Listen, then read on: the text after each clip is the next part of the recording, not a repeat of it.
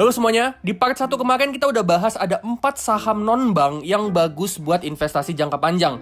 Nah di part 2 ini kita masih bakalan bahas ada 4 saham lagi yang menurut gua ini bagus buat dipertimbangin untuk investasi jangka panjang yang bukan dari sektor bank. Nah buat kalian yang mau nonton part pertama, linknya udah gue taruh di kolom deskripsi. Nah sebelum kita mulai, jangan lupa subscribe dan jangan lupa tekan lonceng notifikasi supaya kalian terus up to date sama channel Todopedia. Oke yuk langsung aja kita mulai.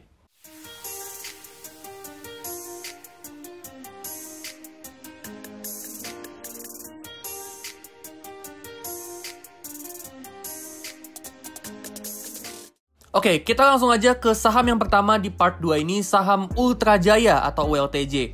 Nah, jadi Ultra Jaya ini perusahaan consumer goods yang ngejual produk susu sama teh.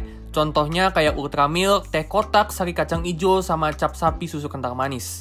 Beberapa tahun terakhir, revenue, operating profit, sama net profitnya ini konsisten tumbuh dengan tingkat growth yang lumayan bagus. Dari segi profitability, net profit marginnya juga termasuk lumayan bagus. Terus ULTJ ini juga punya return on equity yang tinggi banget. Artinya ULTJ ini perusahaan yang bagus banget manfaatin uang yang mereka punya buat cetak profit. Lebih bagusnya lagi, ROE-nya ini dalam tren yang naik. Dari segi cash flow, cash from operation sama free cash flow-nya juga positif dan masih dalam tren yang cenderung naik. Walaupun ini free cash flow-nya naik turun ya. Tapi paling nggak ULTJ ini selain dia cetak profit, dia juga cetak uang cash. Yang artinya mereka masih cetak uang yang bisa dipakai nantinya buat bagi dividen, atau bisa dipakai juga buat buyback, ataupun diputerin lagi buat ekspansi bisnis. Untuk kemampuan bayar utang ini juga bagus banget, dengan total liabilities-nya yang lebih kecil dari equity-nya. Terus current ratio-nya juga konsisten di 200-400%-an. Yang artinya utangnya ULTJ ini nggak seberapa ya dibandingin cash sama aset lancar yang mereka punya. Dan emang ULTJ ini pegang uang cash yang gede banget ya. Kalau kita lihat di sini di balance sheet ya ULTJ ini sampai 1,4 triliun rupiah. Artinya ULTJ ini punya banyak banget uang cash cadangan yang bisa dipakai buat bagi dividen, ataupun bisa buat buyback, ataupun buat ekspansi bisnis.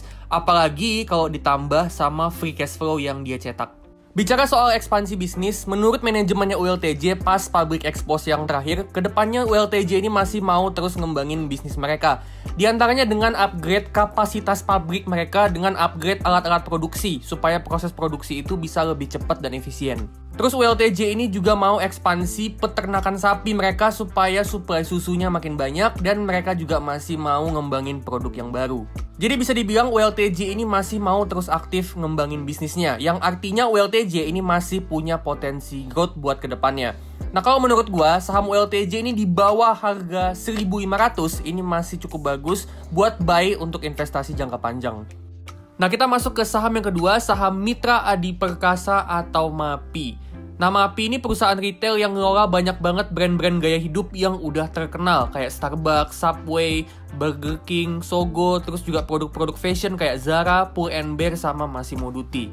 Selama beberapa tahun terakhir, kita lihat di sini revenue sama profitnya itu tumbuh pesat sampai tahun 2019. Tapi di tahun 2020 ini revenue-nya anjlok, bahkan dia cetak rugi, dan itu karena efek pandemi. Tapi di tahun 2022 ini growth-nya benar-benar tinggi banget, dan labanya ini bahkan udah lebih tinggi dari tahun 2019. Terus ini cash flow from operation sama free cash flow-nya juga positif dan masih terus tumbuh pesat selama beberapa tahun terakhir. Jadi di sini kita dapat gambaran kalau MAPI ini dengan dia terus cetak uang cash, dia ini punya potensi untuk bisnisnya terus tumbuh dan compounding dalam jangka panjang. Secara profitability, return on equity-nya MAPI ini trennya udah bagus banget ya, sampai tahun 2019 terus turun di tahun 2020 sama 2021, tapi di tahun 2022 ini melejit sampai 27%. So ini pertanda bagus ya, artinya dia udah recover dari dampak pandemi dan bahkan udah lebih bagus dari sebelum COVID. Nah net profit marginnya sebenarnya termasuk rendah ya, di bawah 10%. Tapi menurut gua ini bisa terobati dengan return on equity-nya yang trennya bagus. Overall dari profitability-nya MAPI ini makin lama makin bagus dan harapannya trennya terus bertahan ke depannya. Dari segi balance sheet, current ratio ini bisa dijaga di atas 100% dan ini bagus. Terus net debt to equity-nya juga kecil dan pernah beberapa tahun dia nggak punya net debt sama sekali. Nah net debt ini beda ya sama debt. Kalau net debt ini utang bersih, jadi cara ngitungnya itu debt dikurangin sama cash yang dipegang sama MAPI. Nah, kalau net debt to equity-nya bisa 0 atau bahkan minus, artinya cash yang dipegang sama MAPI itu bisa lebih gede daripada debt atau utang berbunganya. Dan itu pertanda bagus ya. Dan dengan net debt-nya bisa dijaga di bawah 50%, ini pertanda kalau MAPI ini punya balance sheet yang bagus banget. Dan emang kalau kita lihat ya, balance sheet-nya MAPI, ini cash yang dia pegang juga emang banyak banget. Yang artinya MAPI ini masih punya uang cash yang bisa dipakai buat nantinya ekspansi bisnis. Nah, ekspansi bisnisnya si MAPI ini diantaranya mereka mau ekspansi segmen makanan dan minuman atau F&B, terus juga ekspansi outlet barang elektronik, sama mereka mau gandeng beberapa produk kecantikan. Nah, brand-brand yang baru aja berhasil dibuka di Indonesia itu contohnya ada Subway, FitFlop, sama Food Locker. Jadi kalau menurut gua saham MAPI ini masih punya potensi growth yang gede ke depannya dan masih bagus buat dikoleksi buat investasi jangka panjang. Harganya berapa? Kalau menurut gua di bawah harga 1.700 ini masih bagus buat buy untuk tujuan investasi jangka panjang.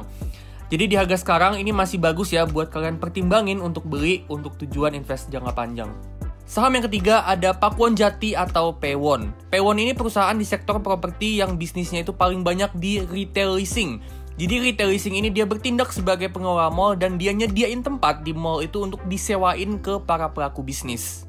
Nah, mall-mall yang dikelola sama Paewon yang udah terkenal banget itu diantaranya ada Gandaria City, Pakuwon Mall, Tunjungan Plaza, sama Kota Casablanca. Selain retail leasing, dia juga punya bisnis hotel, apartemen, bisnis sewa kantor atau office leasing, sama ada bisnis perumahan juga. Nah, karena pendapatannya Paewon ini banyak didapat dari pendapatan sewa, Paewon ini banyak banget dapat pendapatan yang berulang-ulang atau sebutannya recurring income, yang mana ini bagus banget buat ngebantu ketahanan dan kestabilan bisnisnya Paewon dalam jangka panjang. Nah, sekarang kalau kita lihat profit, revenue, sama cash flow-nya dalam beberapa tahun terakhir, ini kelihatannya kayak nggak tumbuh sama sekali ya. Tapi kalau kita perhatiin lebih detail, sebenarnya sampai tahun 2019, ini growth-nya bagus, tapi abis itu drop di tahun 2020 karena efek pandemi COVID, terus baru di tahun 2021 sama 2022 ini udah mulai tumbuh lagi. Terus Paewon ini menurut gue kedepannya masih punya potensi growth yang bagus karena mereka juga masih punya proyek-proyek baru kayak Pakuwon Mall Bekasi, sama mau ngembangin mall yang udah ada kayak Gandaria City, Tunjungan Plaza, Kota Casablanca, sama Pakuwon Mall Surabaya. Terus Paewon ini juga pegang uang cash yang banyak banget, hampir 8 triliun ya. Ini bagus karena artinya mereka masih punya persediaan uang cash yang nantinya bakalan dipakai buat ekspansi bisnis. Bisa itu buat proyek-proyek yang tadi, ataupun bisa juga buat ngelola land bank yang mereka punya. Ditambah juga Paewon ini punya current ratio yang tinggi sama debt to equity yang cukup kecil. Jadi balance sheet-nya Paewon ini mendukung banget untuk mereka terus ekspansi bisnis buat ke depannya. Terus dari segi profitability, net profit marginnya cukup bagus, bisa di atas 20%-an meskipun ini trennya menurun. Sedangkan return on equity-nya cukup bagus sampai tahun 2019, terus anjlok di tahun 2020 karena efek pandemi. Tapi di tahun 2022 ini udah mulai recover lagi dan udah lumayan bagus. Nah, kalau kalian mau beli saham Paewon buat investasi jangka panjang, menurut gue bagusnya dibeli di harga maksimal 480 supaya kalian dapat return investasi yang bagus dari saham Paewon ini. Dan saham yang keempat, yang terakhir itu ada Sarana Menara Nusantara atau TOWR. TOWR ini perusahaan penyedia menara telekomunikasi, bisnisnya itu nyewain sama ngejual menara telekomunikasi ke para tenan dan customernya. Revenue, gross profit, sama net profitnya TOWR ini selama beberapa tahun terakhir tumbuh dengan konsisten dan dengan tingkat growth yang cukup bagus. Secara profitability, TOWR ini punya profitability yang bagus banget dengan net profit margin sama return on equity-nya yang tinggi. Yang artinya TOWR ini bisnis yang efisien banget investasiin uang mereka untuk cetak profit yang gede. Tapi meskipun profitability-nya tinggi, kita mesti hati-hati ya, soalnya ini kita bisa lihat ini dalam tren yang menurun selama beberapa tahun terakhir. Ya harapannya ke depannya nih, NPM sama ROE-nya TOWR ini bisa dijaga seenggaknya di atas 20%-an. Dari segi cash flow ini juga bagus, cash from operation sama free cash flow-nya bisa positif dan dalam tren naik selama beberapa tahun terakhir. Artinya TOWR ini bisnis yang bisa cetak uang cash yang nantinya bisa dipakai buat ekspansi bisnisnya atau bisa juga dipakai buat bagi dividen atau buyback saham. Nah, tapi kelemahannya TOWR itu ada di sini ya, di balance sheet. Karena rasionya kecil banget sama net debt to equity-nya gede banget. Artinya TOWR ini bisnis yang punya banyak utang. Jadi buat kalian yang mau invest di saham TOWR, mesti hati-hati dan pertimbangin ya kondisi utangnya yang banyak. Kedepannya TOWR ini masih akan terus investasi ke bisnisnya dengan akuisisi menara-menara baru sama ekspansi kabel fiber optik. Dan di era digital ini di mana internet itu dibutuhin banget, bisnis menara telco kayak TOWR ini kedepannya masih bakal dibutuhin banget sama banyak internet provider. Jadi prospeknya bagus, sama potensi growth-nya juga masih cukup bagus buat kedepannya. Plus mereka masih bakal terus rutin bagi dividen sama ngelakuin buyback saham. Cuma balik lagi, kita mesti hati-hati sama utangnya yang gede. Nah, saham TOWR ini kalau mau beli buat investasi jangka panjang, menurut gua harga di bawah 1180 ini cukup bagus untuk buy supaya kita bisa dapat return investasi yang bagus buat kedepannya. Oke, itu dia ya 4 saham non-bank terbaik buat investasi part yang kedua. Gue masih bakal lanjut ke part yang ketiga, so jangan lupa subscribe dan tekan lonceng supaya kalian dapat update untuk part yang berikutnya. Disclaimer ya, ini bukan perintah atau ajakan jual beli, tapi cuma analisa dan perkiraan gue aja. Keputusan beli ada di tangan masing-masing dan gue nggak bertanggung jawab atas kerugian apapun. So, pastiin kalian tetap do your own research. Oke, kalau gitu gue pamit dulu dan sampai ketemu di video selanjutnya.